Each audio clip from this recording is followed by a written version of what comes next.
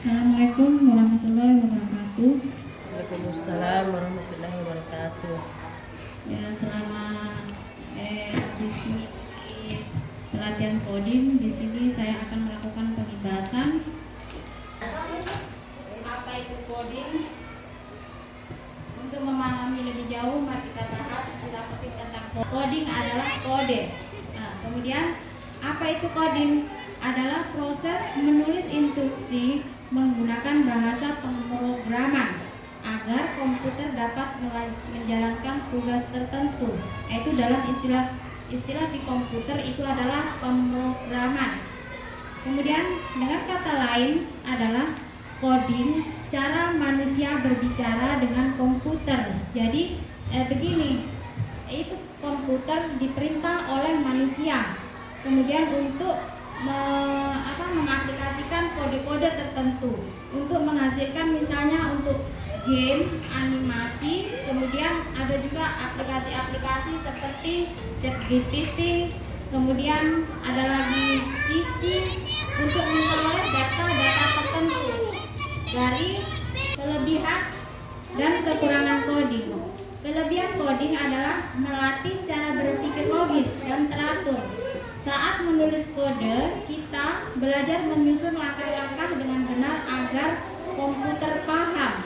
Jadi yang membuat coding itu adalah manusia, bukan komputer itu sendiri. Itu manusia mengaplikasikan kode-kode tertentu untuk membuat animasi. Nah, itu yang disebut pembelajaran coding. Kemudian contohnya, menyusun perintah agar robot bisa berjalan sesuai rute. Nah, seperti contohnya ibu guru yang menggunakan Google Map. Pernah menggunakan Google Map. Google Map misalnya mau pergi ke sekolah ini, pasti di situ akan tercantum cara-cara untuk menuju ke tempat tersebut. Tidak mungkin akan tertukar, tidak mungkin ada alamat palsu di situ. Nah, itu contohnya menggunakan aplikasi coding Google Map. Kemudian membutuhkan aplikasi. Tidak semua sekolah memiliki fasilitas komputer dan akses internet ya. Kemudian di dalam coding itu ada istilahnya AI atau Artificial Intelligence. AI adalah kemampuan mesin untuk meniru kecerdasan manusia, yakni seperti berpikir, belajar, dan memecahkan masalah dan membuat keputusan. Contoh yang sehari-hari ada ya ini Google Map. Google Map itu adalah pemanfaatan AI. Kemudian kamera HP yang mengenali wajah. Ada juga itu biasa di dalam HP membuka dengan sidik jari. Nah, itu adalah pemanfaatan kecerdasan artifisial. Kemudian chatbot menjawab pertanyaan. Ada chatbot ini seperti kayak kuisis ya. Kemudian kelebihan dan kekurangan. Kelebihan AI membantu pekerjaan manusia menjadi lebih mudah dan cepat. AI bisa bekerja 24 jam tanpa lelah. Contoh robot pembersih lantai atau vakum cleaner. Nah, seperti itu adalah pemanfaatan coding. Kemudian chatbot atau asisten virtual seperti Google Assistant. Yang selalu kita pakai misalnya Shopee. Nah, Shopee kalau misalnya kita mencari tentang yang kita cari rok, misalnya rok, itu di situ akan muncul rok semua. Nah, di situ memang ada penyimpanan data melalui kode-kode. Seperti maksudnya kodenya itu dari yang sudah tersimpan di data. Nah, itu namanya coding. Jadi tidak mungkin kalau kita mencari misalnya contohnya rok, tidak mungkin akan muncul baju di situ. Toh? Karena menggunakan Shopee begitu. Kemudian kalau TikTok juga, kalau misalnya kita mencari siapa, misalnya pembelajaran coding, pasti di situ muncul semua pembelajaran coding. Tidak mungkin mau muncul pembelajaran lain. Nah, itu yang sudah dituliskan dalam kode-kode dalam internet. Nah, kekurangan AI, resiko penyalahgunaan teknologi jika tidak dapat digunakan dengan bijak. AI bisa disalahgunakan misalnya untuk membuat berita palsu. Nah, kita juga tidak bisa percaya AI juga karena di situ biasa juga ada kesalahan itu jawabannya juga belum tentu benar, ya, belum tentu benar. Mengapa coding dan AI itu penting? Dalam digital teknologi sekarang ini kita harus memang menggunakan alat-alat canggih seperti ini papan smartboard. Kemudian kita juga selalu menggunakan HP, apalagi itu alat-alat AI selain HP kayak LCD. Nah, itu untuk mendukung alat digital. Dunia sekarang masuk ke era digital, hampir semua pekerjaan butuh teknologi. Anak-anak perlu belajar coding dan AI sejak dini agar tidak hanya menjadi pengguna teknologi, tapi juga bisa menciptakan teknologi. Dengan berpikir komputasional, siswa lebih siap menghadapi tantangan masa depan. Di dalam AI ini ada 4 pilar.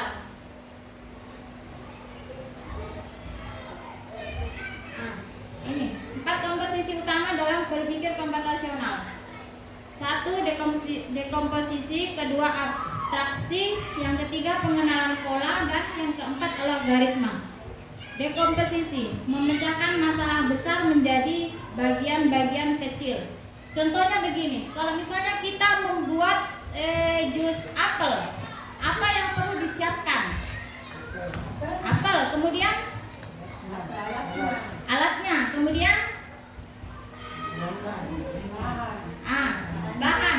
Tidak mungkin itu apel dimasukkan ke, tidak mungkin langsung jadi jus kalau tidak ada perintah. Jadi urut-urutannya itu bagaimana? Yang pertama bahan, kemudian dikupas, kemudian dicuci, kemudian dimasukkan ke dipotong-potong baru dimasukkan, kemudian jadilah jus. Ditekan dulu, ya, ditekan dulu blender, kemudian jadi jus apel. Jadi di sini dekomposisi memecahkan masalah besar menjadi bagian-bagian kecil. Jadi diurutkan dulu yang bagaimana, yang dari pertama kemudian sampai menjadi jus apel seperti itu. Itu namanya dekomposisi, mengurutkan masalah yang besar menjadi kecil. Kemudian abstraksi, fokus pada hal penting, abaikan yang tidak perlu. Mungkin kalau kita pergi ke ATM itu kan ada perintah-perintah tertentu. Nah, itu ada urut-urutannya. Tidak mungkin mau dimasukkan itu ATM baru keluar uang kalau tidak ditindis. Ya, seperti itu juga dekomposisi. Kemudian abstraksi, fokus pada hal penting, abaikan yang tidak perlu. Nah, kalau kita pergi ke ATM, intinya kita mengambil uang, ya, mengambil uang. Kemudian mengambil uang tidak perlu kita uang ini keluar dari mana, kenapa bisa keluar uang, tidak mungkin kita mau berpikir begitu. Yang penting uang keluar, yang penting uang keluar, itu saja. Tidak usah memikirkan bilang dari mana ini uang datangnya, kenapa bisa keluar. Maksudnya abstraksi itu yang begitu. Ya, abstraksi itu yang begitu. Tidak usah memikirkan itu hal yang tidak penting. Ini yang penting saja. Ya, itu namanya abstraksi. Contohnya juga kalau kita misalnya menggambarkan ke anak-anak sesuai dengan kegiatan sehari-hari. Contohnya kalau kita menggambar rumah itu tidak yang penting-penting saja itu apa kira-kira menggambar rumah? Misalnya atapnya, dindingnya, pintu, jendela. Yang tidak penting itu apa? Yang tidak perlu kita menggambar rumputnya. Itu yang tidak penting. Tidak penting kita menggambar batunya di depan rumah. Itu adalah contoh dari abstraksi. Kemudian pengenalan pola, mencari kesamaan atau pola dari masalah. Pengenalan pola, mencari kesamaan atau pola dari masalah. Contohnya kita membongkar baju, kemudian kita menatanya kembali. Jadi apa yang kita lakukan sebelumnya? baju, membongkar lemari, kemudian menata baju. Apa yang kita lakukan? Yang pertama kita bongkar semua, kita kasih keluar semua. Kemudian kita melipat, kemudian kita yang mana baju, mana rok, mana celana. Ya. Kalau misalnya kita kaitkan dengan mata pelajaran, Kalau misalnya kita kaitkan dengan mata pelajaran, contohnya pajak. Ini yang seperti saya contohkan tadi yang di HP, pengenalan suara kita. Misalnya kalau kita seperti menggunakan Google Assistant, pasti kita bisa juga bicara di tanda suara, kemudian kita bicara apa yang kita cari. Ini pengenalan suara. Ada juga pengenalan pola itu dalam kehidupan sehari-hari. Contohnya kita mengikuti instruksi misalnya satu langkah ke samping kiri. Nah, kemudian mengikuti langkah-langkah atau instruksi itu namanya pengenalan pola. Seperti kita melangkah ke samping kiri, satu langkah ke samping kanan. Nah, begitu. Itu namanya pengenalan pola. Mengerti? Ya. Kemudian algoritma menyusun langkah-langkah jelas untuk menyelesaikan masalah. Misalnya juga ini contohnya mencari alamat dengan menggunakan Google Map. Ini. Atau contoh lagi spesifik lagi, lebih kecil lagi. Nah, ada instruksi tertentu. Contohnya lagi juga menggunakan ATM, masukkan kartu. Langkah-langkahnya ini algoritma adalah langkah-langkahnya. Kalau tidak perlu abstraksi yang tidak perlu kita memikirkan hal-hal yang penting. Yang penting keluar uang. Kemudian kalau algoritmanya ini adalah langkah-langkahnya cara mengambil uang, ada instruksi tertentu dari ATM itu sendiri. Mengerti? Ya.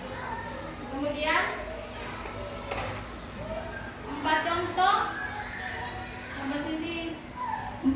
komponen berpikir komputasional. Dekomposisi, contoh menyiapkan sarapan. Nah, seperti tadi saya contohkan membuat jus apel. Kemudian pengenalan pola. Bilangan genap selalu habis dibagi 2, yaitu dalam ilmu matematika. Abstraksi, saat menyeberang jalan kita fokus ke lampu. Saya tadi contohkan menggambar rumah. Kemudian algoritma, mencuci tangan. Ini urutan-urutannya. Kalau algoritma itu urut-urutannya, instruksinya. Sudah saya tadi contohkan. Kemudian itu tidak harus kita pakai internet. Bisa juga kita pakai kertas. Yang namanya coding itu ada 2, coding unplug.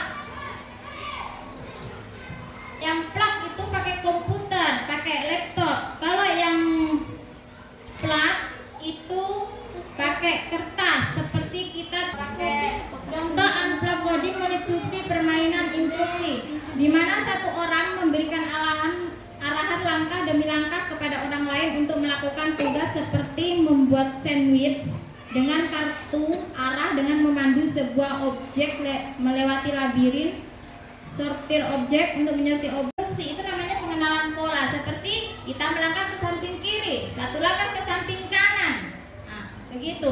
Itu namanya pengenalan pola.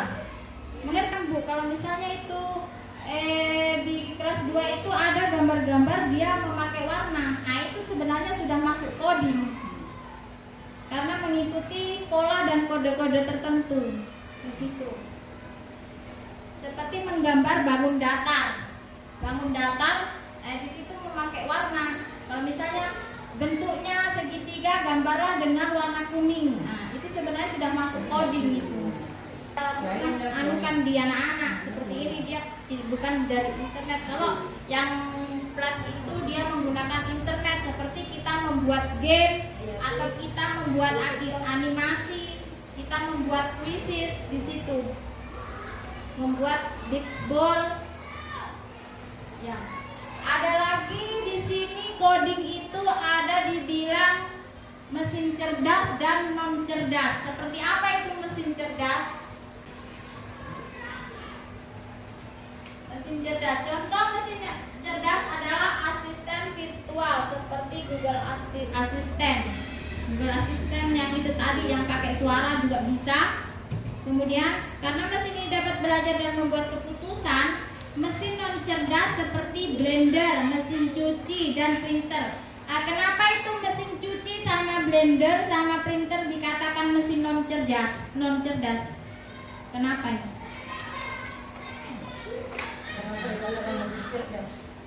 Kenapa bisa dikatakan mesin non cerdas?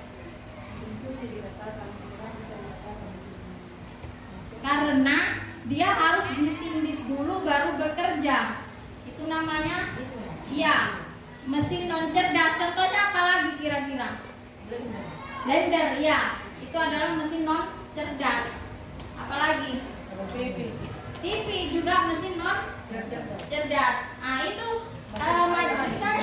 Jadi bagaimana dengan kalkulator Masih non cerdas karena kita tipis dulu baru muncul datanya. HP juga. Kalau HP itu masuk cerdas dan yang masuk mesin cerdas, mobil otonom, virtual assistant, kemudian sistem rekomendasi, YouTube, Netflix, Coffee, Twitter dan algoritma media sosial, TikTok, Instagram. Seperti yang saya tadi bilang, Bu, yang mesin cerdas itu kan muncul sendiri data-datanya. Seperti kita, sudah ada data tersimpan di situ. Seperti kita ke TikTok tadi, YouTube lah, ke YouTube. Ya, di Shopee kalau misalnya kita cari baju, muncul baju semua di situ. Kalau itu aplikasi jutaan. Kalau mesin cuci kan ditindis baru dia mengikuti instruksi kita, instruksi manusia.